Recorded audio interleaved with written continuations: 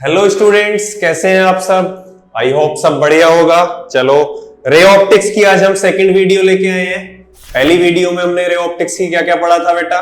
Optics का basic introduction पढ़ा था।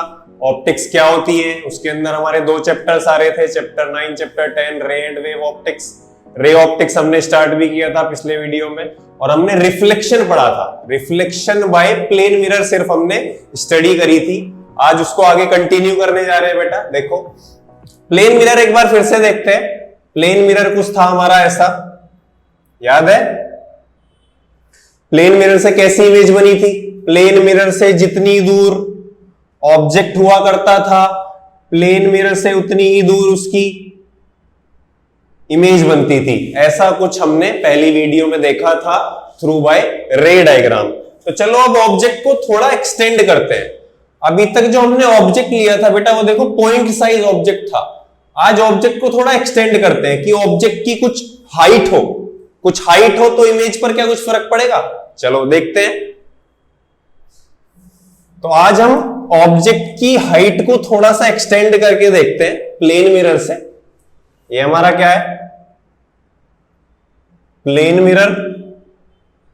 और यहां सपोज हमने कोई ऑब्जेक्ट रखा, ऑब्जेक्ट का नाम दे देते हैं ए बी। देखो, ए की तरफ एरो है ना ऊपर, इसको हेड माना जाता है, और ये टो कह लो या टेल कह लो, मतलब ऑब्जेक्ट का हेड ऊपर की तरफ है और इसकी ये हाइट है। इसको नाम हमने दिया ऑब्जेक्ट को ए बी। क्या होगा देखो, याद करो एक नोट पॉइंट मैंने बताया था कि इमेज वहां बनेगी जहां दो लाइट रेज रिफ्लेक्ट होने के बाद मीट करती है। तो अगर हेड की हम यहां कोई इमेज बना लें और टेल की हम यहां कोई इमेज बना लें, तो हमें एक यहां एक्सटेंडेड इमेज पूरी मिल जाएगी। चलो ट्राई करते हैं। देखो, हेड से हमने एक रे भेजी सीधी एकदम परपेंडिकुलर टू द सरफेस या perpendicular to the plane mirror. क्या नॉर्मल की तरह बिहेव करेगी? बिल्कुल करेगी। और ये वापस आ जाएगी सेम पाथ से। एक रे हमने हेड से ऊपर भेजी, क्या होगा? लॉ ऑफ रिफ्लेक्शन लगेगा। नॉर्मल ड्रॉ करेंगे, जितने एंगल से आई है उतने एंगल से वापस चली जाएगी। क्या ये दोनों रेज रियलिटी में कभी मीट करेंगी? कभी नहीं करेंगी। वर्चुअली मीट करेंगी पीछे, जैसे कि पिछले वीडियो में हमने डिस्कस भी किया था। तो यहां कहीं हमें हेड की पोजीशन मिल रही है, हेड की एक इमेज हमें यहां कहीं मिल रही है। ऐसी अगर हम टेल की भी इमेज यहां लगा ले तो हमारा इमेज जो है कंप्लीट इमेज मिल जाएगी। चलो, टेल के लिए भी हम यही करते हैं। एक स्ट्रेट लाइन या स्ट्रेट रे हमने भेजी प्लेन मिरर पे। अब ये भी एक नॉर्मल की तरह बिहेव करेगी। तो नॉर्मल की तरह बिहेव करेगी तो जिस पाथ से गई है उसी पाथ से वापस आ जाएगी। चलो, उसी पाथ से वापस आ गई। टेल से हमने एक रे यहां भेजी प्लेन मिरर पे, यहां भी क्या होगा? लॉ ऑफ रिफ्लेक्शन लगेगा। नॉर्मल ड्रॉ करेंगे, जिस एंगल से गई है उस एंगल से वापस हो जाएगी। क्या ये दोनों लाइट रेज कभी मीट करेंगी रियलिटी में? नहीं करेंगी। वही ऊपर वाला फिनोमेना वही सेम नीचे हो रहा है। वर्चुअली कहीं मीट करेंगी। देखो, वर्चुअली मीट कर रही है यहां पे। तो हमें एक हेड की इमेज पोजीशन मिल रही है, टेल की इमेज पोजीशन मिल रही है। तो ये यहां बनी हमारी एक इमेज जिसका नाम हम देंगे ए डैश बी डैश। ये था हमारा ऑब्जेक्ट और ये बनी हमारी इमेज। सेम यही कहानी हमने पॉइंट ऑब्जेक्ट के लिए पढ़ी थी, सेम यही कहानी एक्सटेंडेड ऑब्जेक्ट के लिए है। हाइट से देखो कोई फर्क नहीं पड़ा। प्लेन मिरर के सामने जितनी ऑब्जेक्ट की हाइट थी, प्लेन मिरर ने जो इमेज बनाई है उस इमेज की हाइट भी उतनी है। पॉइंट साइज था तो पॉइंट साइज इमेज थी, एक्सटेंड किया तो कोई फर्क नहीं, जितना ऑब्जेक्ट उतनी इमेज। प्लेन मिरर से जितनी दूर ऑब्जेक्ट, प्लेन मिरर से उतनी दूर इमेज। सेम कहानी है बेटा, कोई डिफरेंस नहीं है। ठीक है बेटा, कोई दिक्कत? तो ऑब्जेक्ट हमारा पॉइंट साइज हो या ऑब्जेक्ट हमारा कितना भी एक्सटेंडेड हो, उसकी कितनी भी हाइट हो, इमेज का जो कॉन्फ़िगरेशन है वो पहले वाला ही रहेगा। प्लेन मिरर से जितनी दूर ऑब्जेक्ट उतनी दूर इमेज, जितनी हाइट ऑब्जेक्ट की उतनी हाइट इमेज की। ठीक है बेटा, चलो आगे चलते हैं। नोट करते रहना बेटा नोट्स बनाने के लिए। ये एक्सटेंडेड ऑब्जेक्ट के लिए इमेज फॉर्मेशन थी बाय प्लेन मिरर। चलो बेटा आगे देखो, पिछली वीडियो में मैंने कहा भी था कि नेक्स्ट वीडियो में हम नंबर ऑफ इमेजेस की वीडियो लेके आएंगे कि दो प्लेन मिरर अगर पैरेलली रखे हुए हैं आमने सामने या किसी एंगल पर रखे हुए हैं तो कितनी नंबर ऑफ इमेजेस फॉर्म होंगी। जो सैलून वाला मैंने एग्जांपल भी दिया था कि सैलून है, दोनों तरफ मिरर होता है, बीच में हम बैठे होते हैं, इनफाइनाइट नंबर ऑफ इमेजेस हमारी दिखती है उसमें, इधर वाले मिरर में भी, इधर वाले मिरर में भी। देखो आज उसको प्रूफ भी करते हैं कैसे बनती है। तो चलो, टॉपिक है आज का number of images formed by two plane mirrors. दो प्लेन मिरर से कितनी नंबर ऑफ इमेजेस हम फॉर्म कर सकते हैं। देखो बेटा, सबसे पहले इसमें देखते हैं कि अगर दोनों हमारे जो मिरर है, प्लेन मिरर, अगर वो पैरेलली रखे हो एक दूसरे के आमने सामने, सैलून वाला केस, सैलून वाला केस हमने ले लिया है। दो प्लेन मिरर है और दोनों एक दूसरे के आमने सामने रखे हुए हैं, जैसे कि सैलून में होता है। बीच में हम कहीं बैठे होते हैं तो बीच में एक पॉइंट साइज ऑब्जेक्ट ले लेते हैं जिसका नाम है O। क्या होगा, क्या बताया था, प्लेन मिरर क्या करेगा, जितनी दूर ऑब्जेक्ट उतनी दूर उसकी इमेज बनाता है। तो यहां कहीं सपोज जितनी दूर इस वाले प्लेन मिरर से ये ऑब्जेक्ट है उतनी ही दूर ये उसकी इमेज बनाएगा। यहां कहीं उसको मान लेते हैं I1 पहली इमेज, इस वाले प्लेन मिरर से जितनी दूर ऑब्जेक्ट था उतनी दूर इमेज बनी। ये सब स्टडी किया था पिछली वीडियो में, कोई दिक्कत। अच्छा, प्लेन मिरर इस बार ये तो है, इसके साथ ये भी तो है, तो ये भी तो इस ऑब्जेक्ट की इमेज बनाएगा। तो इस वाले प्लेन मिरर से जितनी दूर ये ऑब्जेक्ट है उतनी दूर ये वाला प्लेन मिरर भी एक इमेज बनाएगा, जिसको मान लो I2, जो किसकी वजह से बनी है, प्लेन मिरर M2 कह लो इसको प्लेन मिरर M1 कह लो। M1 ने इस ऑब्जेक्ट की एक इमेज बनाई यहां, M2 ने इस ऑब्जेक्ट की इमेज बनाई यहां। मिरर से जितनी दूर ऑब्जेक्ट उतनी दूर इमेज। अब ये जो इमेज इस वाले प्लेन मिरर ने बनाई है, क्या ये इमेज इस वाले प्लेन मिरर के लिए ऑब्जेक्ट नहीं है? भाई देखो, इस वाले प्लेन मिरर में इधर पेंट है तो इसके इधर जितने भी ऑब्जेक्ट होंगे, वो जितनी भी इमेज कह लो या ऑब्जेक्ट कह लो, वो सब तो इसके लिए ऑब्जेक्ट है। तो इस वाले मिरर ने जो ये इमेज बनाई है इस ऑब्जेक्ट की, वो इस वाले मिरर M2 के लिए तो एक ऑब्जेक्ट है। तो ये इस वाले इमेज की, जो इसके लिए ऑब्जेक्ट है, इसकी एक इमेज बनाएगा। कितनी दूर, सपोज डिस्टेंस भी लेट कर लेते हैं, सपोज ये A डिस्टेंस दूर था इससे और इससे भी A डिस्टेंस दूर था। इस वाले मिरर से ऑब्जेक्ट A डिस्टेंस दूर रखा था, इस वाले मिरर से भी। तो इस वाले मिरर ने जो इस ऑब्जेक्ट की इमेज बनाई वो कितनी डिस्टेंस पर बनाई, A डिस्टेंस पर। इस वाले मिरर ने इस वाले ऑब्जेक्ट की जो इमेज बनाई कितने डिस्टेंस पे बनाई, A डिस्टेंस पर। अब ये जो इमेज बनी है इसके लिए एक ऑब्जेक्ट है, ऑब्जेक्ट भी कैसा, वर्चुअल ऑब्जेक्ट। प्लेन मिरर कैसी इमेज बनाता है, वर्चुअल इमेज बनाता है। अब ये तो एक वर्चुअल इमेज है, रियल में तो है नहीं, लेकिन है तो इसके लिए ऑब्जेक्ट ही। तो ये इसके लिए एक वर्चुअल ऑब्जेक्ट की तरह बिहेव करेगा। अभी ये वाला ऑब्जेक्ट जो वर्चुअल ऑब्जेक्ट है हमारा, इस मिरर से कितनी डिस्टेंस पर है, A 3A डिस्टेंस पर है। तो ये इसकी एक इमेज बनाएगा यहां कहीं, इसको कह लो I3, कितनी डिस्टेंस पर, 3A डिस्टेंस पर। कोई दिक्कत। अब ये जो I2 इमेज थी हमारी, जो प्लेन मिरर M2 ने बनाई थी, ये इमेज इसके लिए एक वर्चुअल ऑब्जेक्ट है। कितनी डिस्टेंस पर, A 3A पर। वही जो मेरे कंसेप्ट इधर लगा वही कंसेप्ट इधर लगा। अब ये जो इमेज बनी है I2, जो इसने बनाई थी M2 ने, वो जो हमारा M1 मिरर है उसके लिए एक वर्चुअल ऑब्जेक्ट है। पेंट के इधर है ना, तो एक वर्चुअल ऑब्जेक्ट है। तो ये A 3A डिस्टेंस पर है, तो ये वाला प्लेन मिरर भी इसकी कहीं एक इमेज बना देगा यहां, इसको कह लो I4, कितनी डिस्टेंस पर, ये भी 3A डिस्टेंस पर।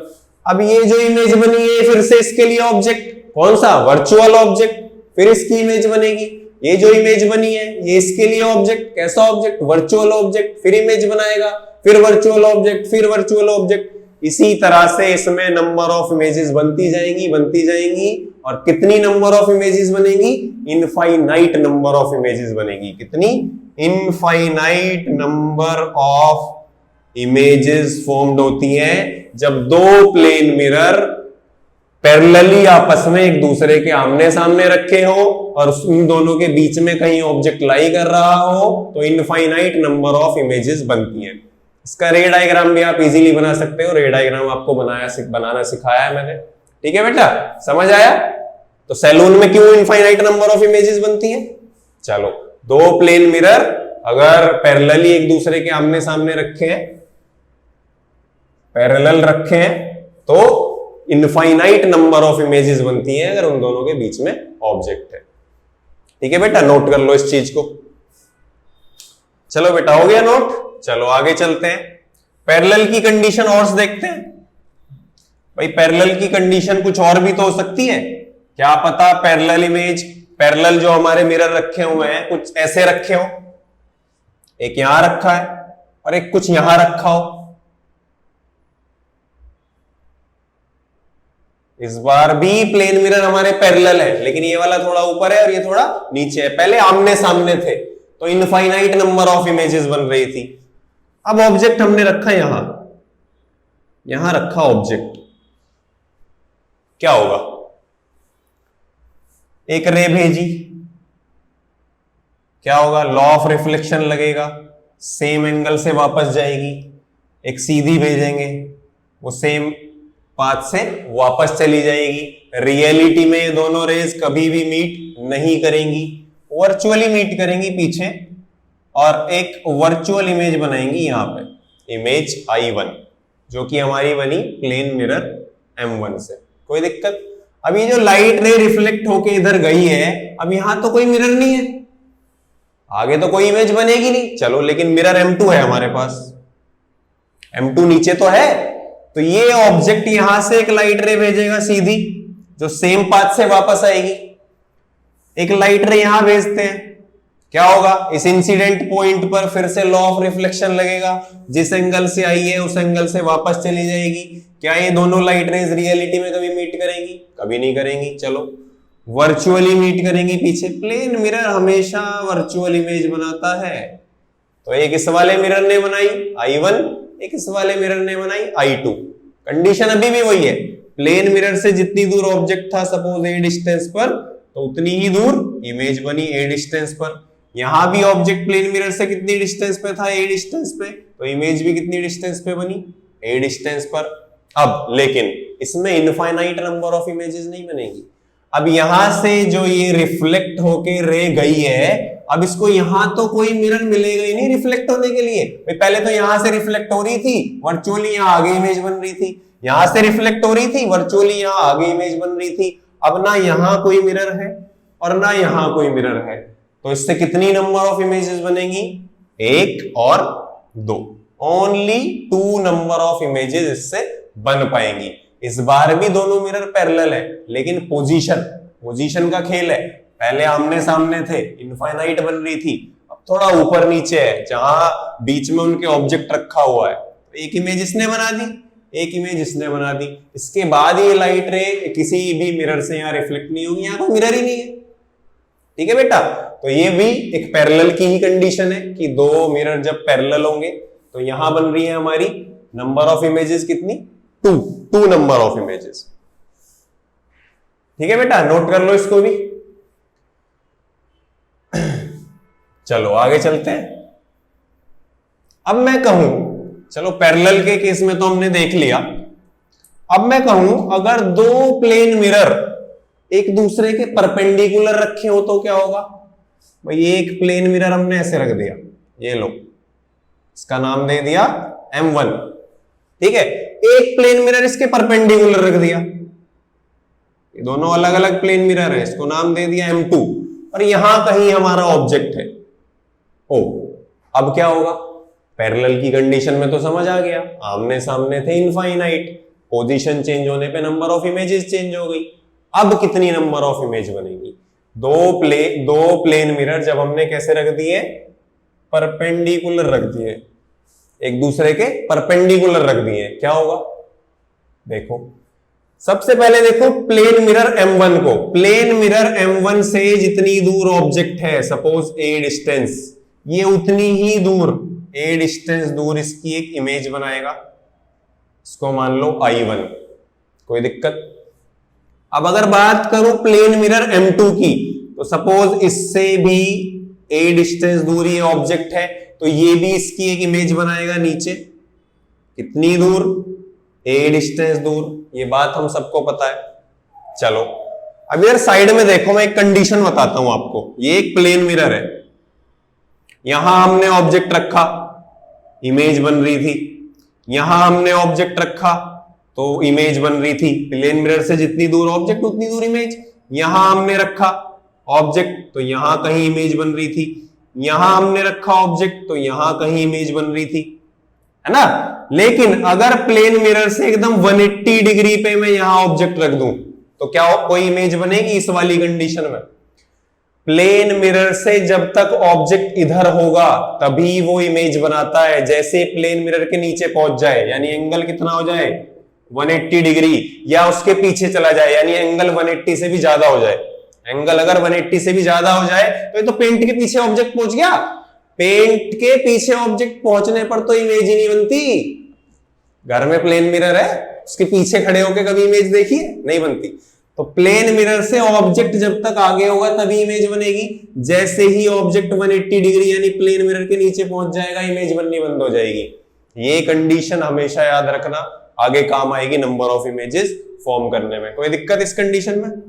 चलो, जब तक प्लेन मिरर से आगे ऑब्जेक्ट रहेगा यानी 180 डिग्री से कम एंगल रहेगा तब तक इमेज बनेगी, जैसे ही 180 या उससे पीछे ऑब्जेक्ट के पीछे यानी एंगल 180 से बड़ा हो जाएगा तो कोई भी इमेज नहीं बनाता। चलो, अब इस वाले मिरर ने इस ऑब्जेक्ट की एक इमेज बना दी I1 और इस वाले मिरर ने भी इस ऑब्जेक्ट की इमेज बना दी I2। इतनी कहानी में कोई दिक्कत नहीं है, इस मिरर ने अपना काम किया, इस मिरर ने अपना काम किया, जितनी दूर ऑब्जेक्ट उतनी दूर इमेज बना दी, वर्चुअल इमेज, जो कि अभी तक दोनों वीडियोस में पड़ी है, इसमें कोई दिक्कत नहीं होगी। अब देखो, ये जो इमेज इस वाले मिरर ने बनाई है वो इस वाले मिरर के भी तो इधर है, अभी 180 क्रॉस कहां हुआ है?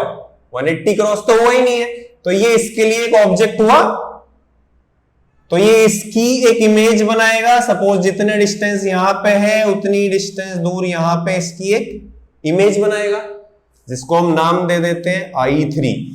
अब ये वाली इमेज देखो, ये वाली इमेज, चलो अब इस वाले मिरर के लिए ये ऑब्जेक्ट था, तो इस वाले मिरर के लिए एक ऑब्जेक्ट हुआ भाई, ये एक मिरर, और इस ऑब्जेक्ट को देखो, ये एक वर्चुअल ऑब्जेक्ट है इसके लिए, तो ये इसकी एक इमेज। इसको एक्सटेंड कर लेते हैं आगे, जितनी दूर ये ऑब्जेक्ट उतनी ही दूर एक इमेज बनेगी, उस इमेज को नाम दे दो I4।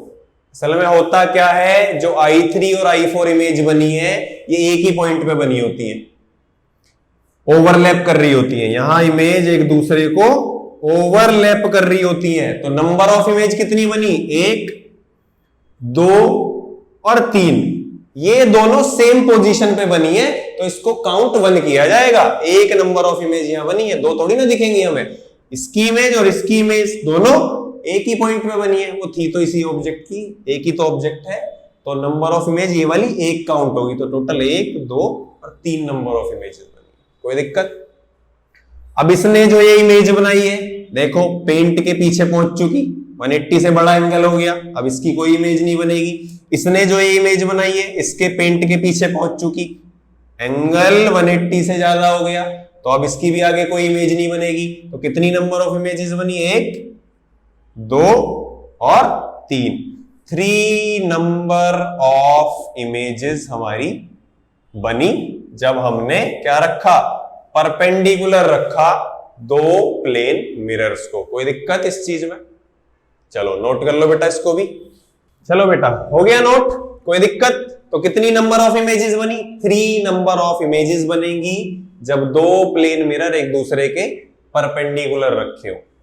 चलो, पैरेलल का केस समझ आ गया, परपेंडिकुलर का केस समझ आ गया, और केसेस लेते हैं। देखो, अब अगर पैरेलल भी ना हो और परपेंडिकुलर भी ना हो, मतलब किसी अलग ही एंगल पे रखी हो, यानी दो प्लेन मिरर 60 डिग्री पे, 70 पे, 30 पे, कोई भी एंगल हो सकता है। 180 का पैरेलल या 90 का परपेंडिकुलर, दोनों केस आसान थे, अच्छे से समझ आ गया, कोई दिक्कत नहीं है। लेकिन अगर मैं कहूं कि वो किसी पर्टिकुलर एंगल पे रखे हुए हैं, ये एक प्लेन मिरर, ये एक प्लेन मिरर, इसका नाम दे दो M1, इसका नाम दे दो M2। दो प्लेन मिरर अब किसी एक पर्टिकुलर एंगल पे रखे हुए हैं, अब क्या होगा, अब कितनी नंबर ऑफ इमेजेस बनेगी? तो यहां से नंबर ऑफ इमेजेस निकालने के बहुत सारे मेथड है, जैसे आपकी बुक में दिया गया होगा वो 360 बाई थीटा वाला मेथड, वो भी आगे मैं बताऊंगा। सर्कुलर कंसेप्ट मेथड होता है, सर्कुलर मेथड, उससे भी हम नंबर ऑफ इमेजेस निकाल सकते हैं, वो भी अभी पढ़ेंगे। या एक शॉर्टकट है इसका क्रिस क्रॉस, मतलब सर्कुलर से ही बना है, सर्कुलर कंसेप्ट से ही वो बना है, क्रिस क्रॉस मेथड, वो आपके लिए सबसे इजी और सबसे बेस्ट रहेगा। ठीक है बेटा, तो चलो यहां सपोज कहीं इन दोनों के बीच एक ऑब्जेक्ट रखा हुआ है O, और सपोज मिरर 1 से उसका एंगल है अल्फा और मिरर 2 से उसका एंगल है बीटा। कोई भी एंगल का नाम कुछ भी ले सकते हो, एक्स वाई, वो तो क्वेश्चन जब हम करेंगे 20 30 डिग्रीज में गिवन होगा अभी। अच्छा, मिरर M1 जितनी दूर ऑब्जेक्ट है उतनी दूर इसकी एक इमेज बनाएगा, कितने एंगल पर? अल्फा एंगल पर, इमेज I1। अब ये ऑब्जेक्ट M2 के लिए भी ऑब्जेक्ट है, M2 भी इसकी एक इमेज बनाएगा उतनी डिस्टेंस पर, कितने एंगल पर? बीटा एंगल पर। बात समझ आई? अब ये जो M2 ने इमेज बनाई है, जिसको मैं कह रहा हूं I2, ये इस M1 के लिए एक ऑब्जेक्ट नहीं है, वर्चुअल ऑब्जेक्ट जिसकी हम अभी बात कर रहे थे, ये M1 के लिए एक वर्चुअल ऑब्जेक्ट है, कितने एंगल पर? ये पूरा एंगल कितना है? Alpha plus beta plus beta, यानी अल्फा प्लस 2 बीटा कह सकते हैं। ये M1 मिरर से देखो I2 जो M2 ने इमेज बनाई थी, वो इसके लिए तो एक वर्चुअल ऑब्जेक्ट बन गया। अब तो ये इसकी एक इमेज बनाएगा यहां पे, कितने एंगल पर? कितने एंगल पर? इस वाले प्लेन मिरर से अल्फा प्लस 2 बीटा एंगल पर एक इमेज और बन जाएगी, जिसको कह दो I3। अभी ये I1 जो बनी थी M1 मिरर से, M1 मिरर से जो सबसे पहली इमेज बनी थी I1, वो M2 के लिए एक ऑब्जेक्ट है, कितने एंगल पर? ये अल्फा है, अल्फा प्लस बीटा, यानी 2 अल्फा प्लस बीटा एंगल पर इसके लिए एक ऑब्जेक्ट है, वर्चुअल ऑब्जेक्ट। ये इसकी एक इमेज बनाएगा यहां कहीं, जिसको कह लो I4, कितने एंगल पर? कितने एंगल पर? 2 अल्फा प्लस बीटा एंगल पर। और ये कहानी आगे चलती जाएगी, कब तक? जब तक क्या नहीं आ जाता, 180 डिग्री एंगल नहीं आ जाता। जैसे ही एंगल 180 डिग्री या उससे ग्रेटर हो जाएगा, जैसे ही एंगल 180 डिग्री या उससे ग्रेटर हो जाएगा, नंबर ऑफ इमेजेस बननी बंद हो जाएगी। क्योंकि आपको पता है प्लेन मिरर से अगर पीछे, पेंट के पीछे ऑब्जेक्ट रख के तो कभी इमेज बनती नहीं है, वही तो पढ़ा था अभी। तो ये कहानी चलती रहेगी। अब ये इसके लिए ऑब्जेक्ट, इसकी एक इमेज बनाएगा, ये इसके लिए एक ऑब्जेक्ट, ये इसकी एक इमेज बनाएगा, एंगल ऐड होते जाएंगे, कोई दिक्कत? ये सर्कुलर कंसेप्ट है। इसका एक शॉर्ट मेथड बनाया गया, शॉर्टकट मेथड, जिसको हम बोलते हैं क्रिस क्रॉस मेथड। ये इसी सर्कुलर कंसेप्ट का एक शॉर्टकट है, इससे आपकी number of images easily find हो जाएंगी। देखो क्या मेथड है। ऑब्जेक्ट से M1 मिरर जो था पहला मिरर, उससे एंगल कितना है? अल्फा। ऑब्जेक्ट का मिरर 2 से एंगल कितना है? बीटा। और इन दोनों का सम कितना है? Alpha plus beta. इन दोनों का सम कितना है? Alpha plus beta. एक एंगल हमारा अल्फा है, एक एंगल बीटा है, यानी ऑब्जेक्ट का M1 से एंगल कितना है? अल्फा। ऑब्जेक्ट का M2 से एंगल कितना है? बीटा। तो एक एंगल अल्फा है, एक एंगल बीटा है, और उन दोनों का सम है alpha plus beta. This method is known as criss cross method. आगे देखो कैसे सॉल्व करते हैं इसको। बीटा को इसमें ऐड कर दो, अल्फा प्लस बीटा, कितना आया? Alpha plus 2 beta. देखो हमारा क्या आ रहा था?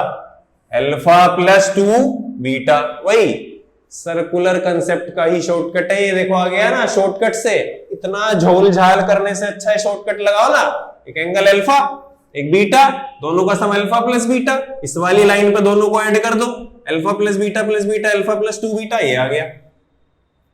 इस वाली लाइन पे दोनों को ऐड कर दो, alpha plus beta 2 alpha plus beta, देखो ये आ गया 2 अल्फा प्लस बीटा पे अगली इमेज बन रही होगी। तो इस तरीके से हम आगे नंबर ऑफ इमेजेस फाइंड कर सकते हैं। अभी एक दो एग्जांपल करेंगे, सब क्लियर हो जाएगा। ये मेथड याद रखना, shortcut method, Chris cross method. इसको आगे फिर से हम क्रॉस करेंगे और यहां एंगल हमारा ये सेम चलता रहेगा, अल्फा प्लस बीटा।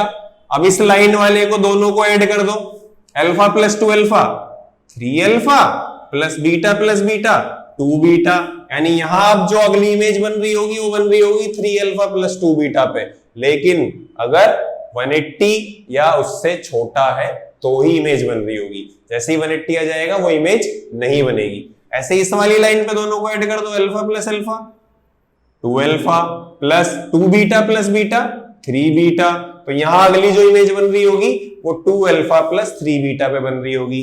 ऐसे इसको फिर से क्रिस क्रॉस कर दो, बीच में एंगल सेम चलता रहेगा, अल्फा प्लस बीटा, इनको फिर से ऐड कर दो, इनको ऐड कर दो, तो यहां अगली नंबर ऑफ इमेज अगली इमेज आ जाएगी हमारी किस एंगल पे मिल रही है।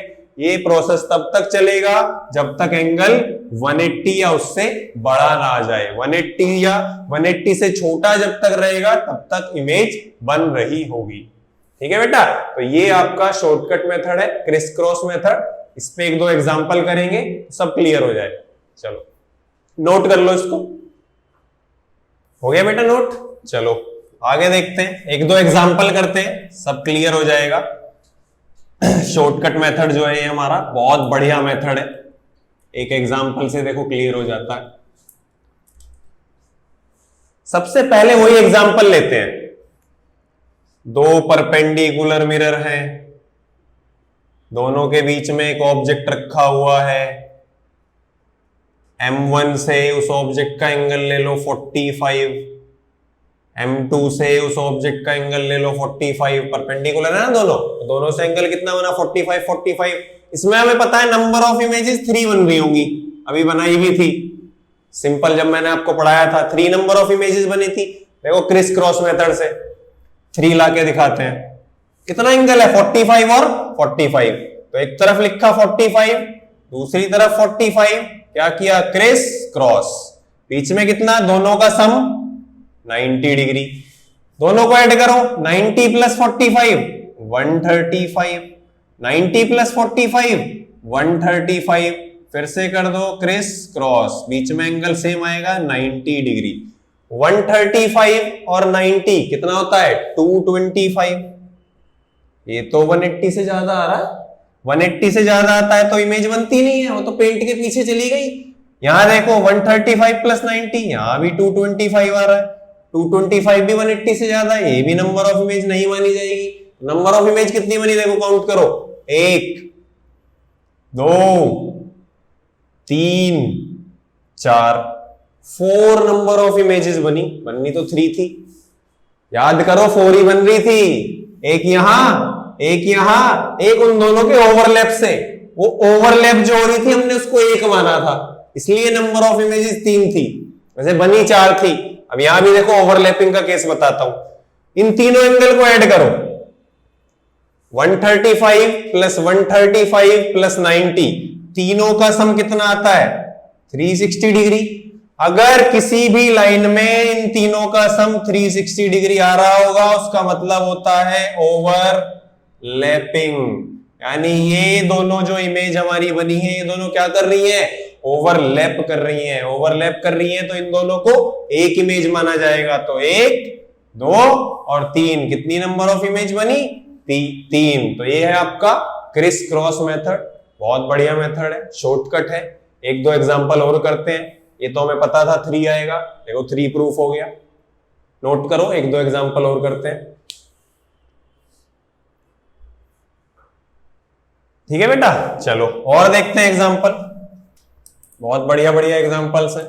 जैसे एक एग्जांपल लेते हैं, सपोज दो प्लेन मिरर ऐसे रखे हुए हैं और यहां कहीं ऑब्जेक्ट है O, M1 से उसका एंगल है सपोज 30 डिग्री ले लो और M2 से उसका एंगल सपोज 20 डिग्री ले लो। ठीक है, तो एक तरफ 30 एक तरफ 20, क्या किया क्रिस क्रॉस, बीच में क्या आता है दोनों एंगल का सम, यहां क्या आएगा 50, 50 प्लस 20 70, 50 प्लस 30 80। ये मेथड कब तक करेंगे, जब तक 180 या उससे बड़ा ना आ जाए। फिर से क्या किया क्रिस क्रॉस, बीच में एंगल सेम चलेगा 50, 80 प्लस 50 130, 70 प्लस 50 120, अभी भी दोनों 180 से छोटे हैं, ये भी नंबर ऑफ इमेज बनी है।